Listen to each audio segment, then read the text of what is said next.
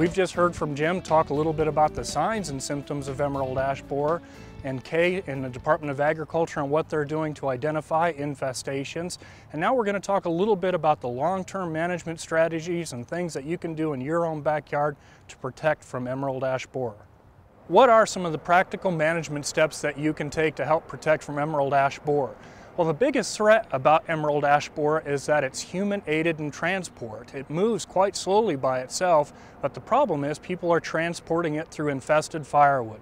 So one of the best recommendations is if you're going hunting, camping, or traveling out of state and burning a fire, burn your wood on site, get your wood on site and leave it on site. Don't transport any firewood. One of the very best long-term strategies in maintaining the health of our trees and our communities and protecting against invasive insects like emerald ash borer is through species diversity. Right now, ash represents a very large percentage of our community forests, and if you're considering planting a tree, visit with your nurseryman. Go to the ReTree website and get information on what other species alternatives you can plant to improve the species in your area.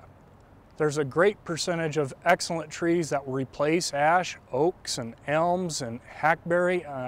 Check those out on the ReTree website. We want to again emphasize and make it very clear that emerald ash borer is not in Nebraska. It has not yet been detected here, and the Department of Agriculture as well as other agencies or organizations are working very hard and diligently to track that insect. But it is close, and it's getting closer each season.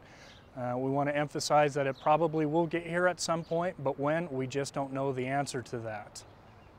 It seems a common reaction when people hear about emerald ash borer and that it may be in their area and the phrase green menace, there's an instant reaction that, oh my goodness, it's doomsday, all the trees are instantaneously going to die.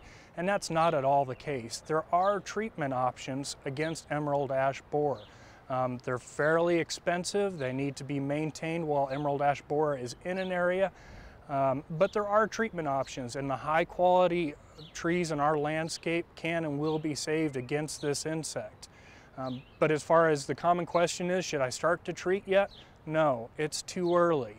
And you'll be given a lot of notification through the news media when emerald ash borer gets here, and you'll be given very specific recommendations on when and how to treat for this insect.